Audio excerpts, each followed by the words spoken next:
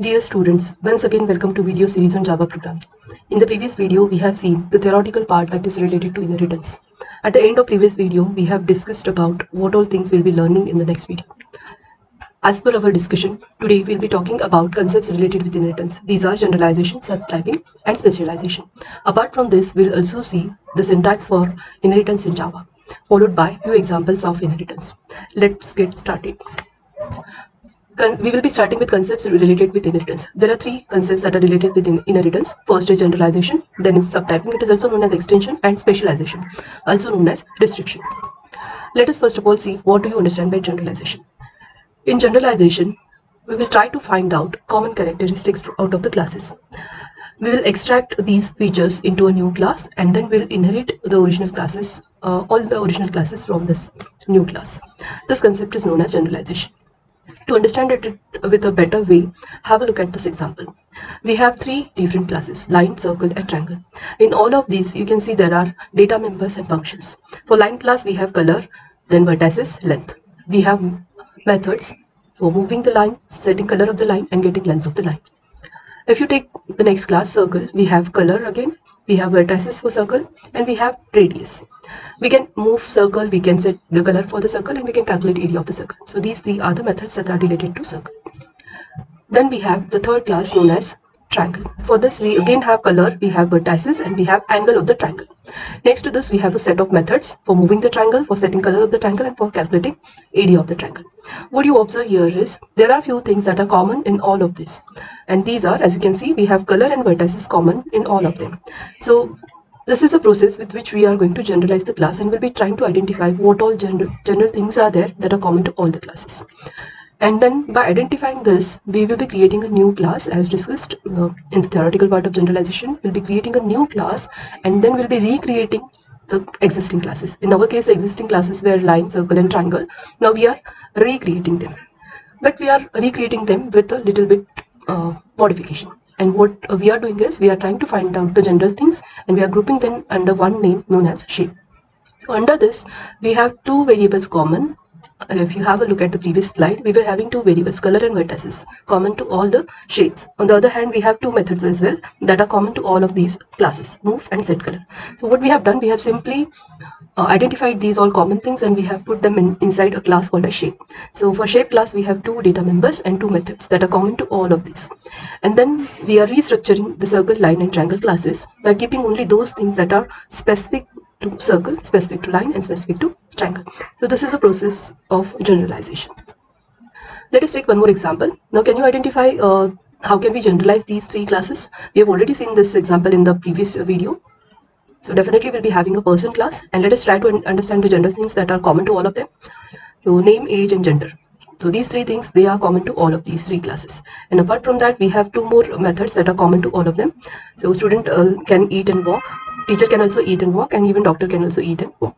So what we'll do, we'll create a new class called as person, and we'll keep all these general things inside it, and then we'll be treating this as a super class, or we'll be treating this as a parent class, and then we'll be having the child classes, namely student, teacher, and doctor.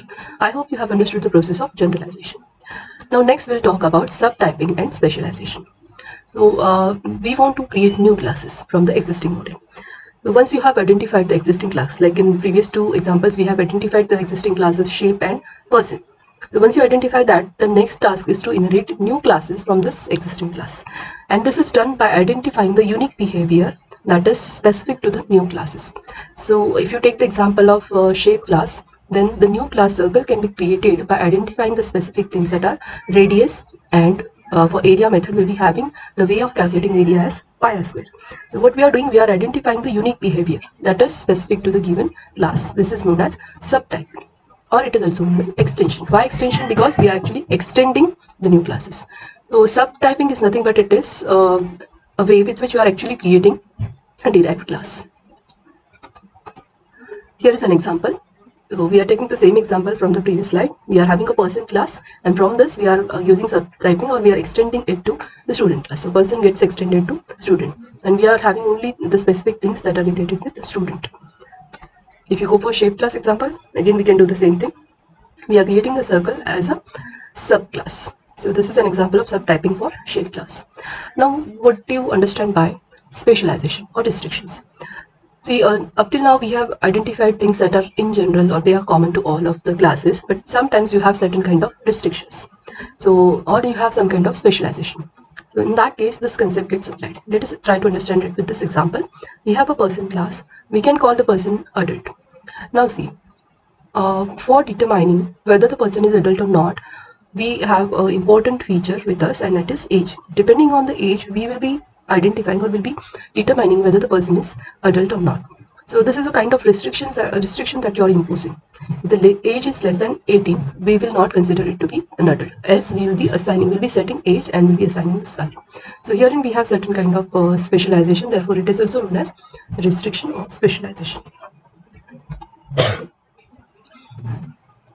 So herein we have covered all the important topics that are related with inheritance. Now we'll see how inheritance is achieved in Java.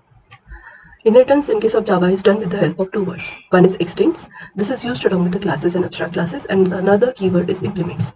This keyword is used with the interfaces. Now we need to, before proceeding with the actual inheritance concept, we need to identify what is inherited and what is not inherited. We have already seen this in our theory lectures with the help of a table that describes what all things are inherited and what all things are not inherited. So if you have inheritance, all the members that are public, protected and default, they are inherited, provided that you have them in same package. On the other hand, if you have private fields or methods, then these all private fields and methods will not be inherited by the subclass, and they cannot be directly accessed by the subclass. So these are the things that you need to note before proceeding with the inheritance. Let us see the syntax of defining a new class from existing class. Up till now, we were taking more than one classes in our program, but they were not having any relationship with each other. With this, what we have is a relationship between two classes. The syntax for inheritance is class followed by subclass name, then the keyword extends, and then superclass name. This is the most important keyword, and this keyword decides that we have inheritance in our program. So wherever you find extends keyword, it means you have inheritance in the given program. So herein, this keyword is identifying or it is indicating that you are creating a new class with the name subclass name from the existing class with the name superclass name. Here is a brief example of the scenario that you will be having now onwards. So we'll be having a superclass with its variables and methods, and next to that we'll be having a subclass. This is going to have a relationship with the superclass, and this can be identified by using extend super. See, if you have only class super and class sub, and if you remove this line, then it is your normal program without any inheritance.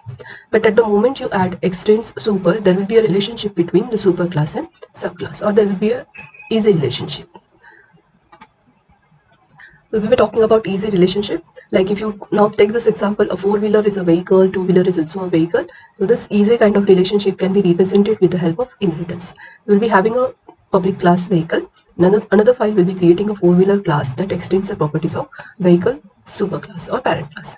We can have one more class in some other file with two-wheeler as its name, and it also extends the properties of vehicle class.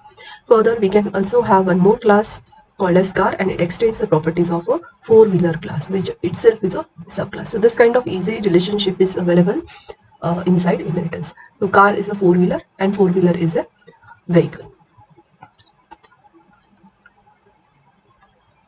So if you have a look at these all classes, you can have or you can draw following conclusions from these examples. Vehicle is a superclass for four-wheeler and two-wheeler, and two-wheeler and four-wheeler are subclasses of the vehicle class, and car is a subclass of both four-wheeler and vehicle classes.